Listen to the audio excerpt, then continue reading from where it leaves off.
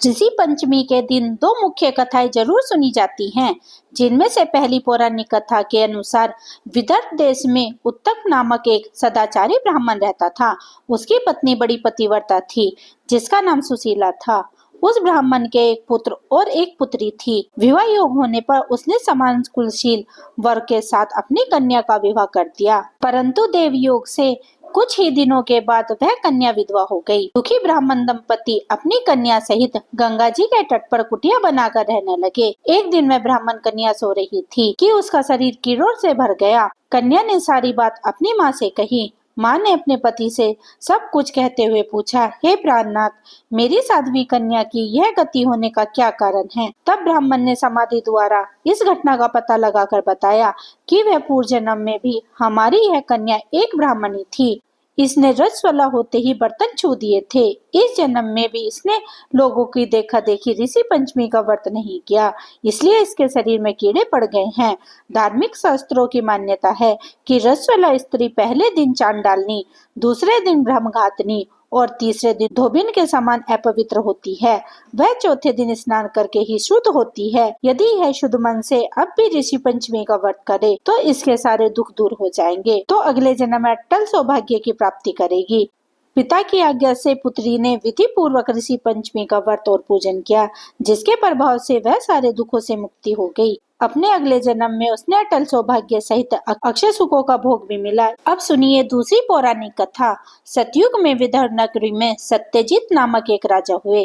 वह ऋषियों के समान थे। उन्हीं के राज्य में एक किसान रहता था। उसका नाम सुमित्र था। उसकी पत्नी जयश्री अत्यंत पतिव्रता थी। एक समय वर्षा ऋतु में जब उसकी पत्नी खेती के कामों में लगी हुई थी तो वह रसोला हो गई। उसको रसोला होने का पता लग गया था, फिर भी वह घर के कामों में ही लगी रही। कुछ समय के बाद वह दोनों पति पत्नी अपनी अपनी आयु भोग कर मृत्यु को प्राप्त हुए। जयश्री अपने अगले जन्म में कुतिया बनी और सुमित्र को रसोला स्त्री के संपर्क में आने के कारण और उसके हाथों का बना भोजन करने के कारण बैल की योनि मिली। क्योंकि ऋतु दोष के अलावा इन दोनों का कोई भी अपराध नहीं था, इस कारण इन दोनों को अपने पूर्व जन्म के समस्त बातें याद रही। वे दोनों कुतिया और बैल के रूप में उसी नगर में अपने बेटे सुचित्र के यहाँ रहने लगे। धर्मात्मा सुचित्र अपने अतिथियों का पूर्ण सत्कार किया करता था। अपने पिता के श्राद्ध के दिन उसने अपने घर ब्राह्मणों को भोजन करने के लिए तरह तरह के भोजन बनवाए। जब उसकी पत्नी किसी काम के लिए रसोई घर से बाहर गई हुई थी तो एक सांप ने रसोई की खीर के बर्तन में विष उगल दिया। कुतिया के रूप में सुचित्र की माँ दूर से ही यह सब देख रही थी।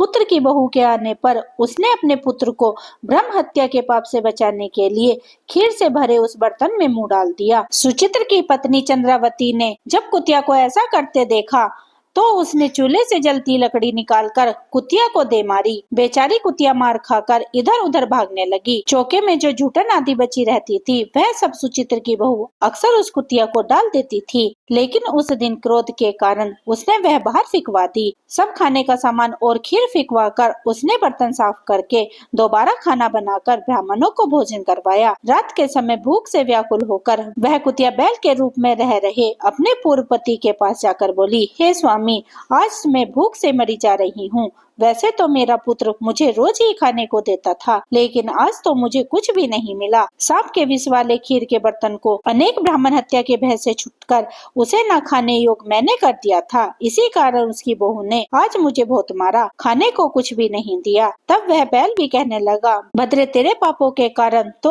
आज मैं भी इस योनि में पड़ा हूँ और आज बोझा ढोते ढोते मेरी कमर भी टूट गई है। आज तो मैं भी दिन भर हल में ही जुटा रहा। मेरे बेटे ने आज मुझे भोजन भी नहीं दिया और मुझे भी बहुत मारा। मुझे इस प्रकार कष्ट देकर उसने इस श्राद्ध को भी निष्फल कर दिया है। अपने माता पिता की इन बातों को सुचित्र सुन रहा था। उसने उसी समय दोनों को भरपेट भोजन कराया। फिर उनके दुख से दुखी होकर वह वन की ओर चला गया। वन में जाकर ऋषियों से पूछा कि मेरे माता पिता किन कर्मों के कारण इस नीच योनि को प्राप्त हुए हैं और अब किस प्रकार से उन्हें इस योनि से मुक्ति मिल सकती है।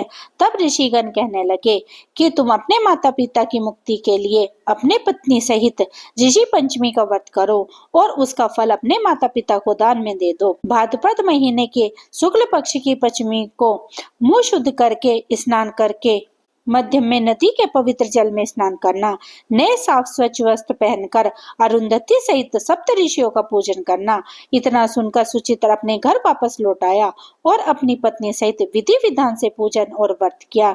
इसके पुण्य से माता पिता दोनों पशु योनि से मुक्त हो गए। इसलिए जो भी महिला श्रद्धा पूर्वक ऋषि पंचमी का व्रत करती है वह समस्त सांसारिक सुखों को भोगकर वैकुंठ लोक को जाती है और उसे किसी प्रकार की अशुद्धि का दोष भी नहीं लगता। हमारी यही समाप्त हुई। प्रेम से बोलिए सप्तऋषि की जय, माता अरुंधति की जय। अगर आपको यह वीडियो अच्छी लगी हो तो वीडियो को लाइक करें और ज्यादा से ज्यादा लोगों में शेयर करें। अगर आप मेरे चैनल पर पहली बार आए हैं तो चैनल को सब्सक्राइब करें और बेल आइकन को प्रेस करें, जिससे कि आने वाली वीडियो की नोटिफिकेशन आपको मिलती रहे।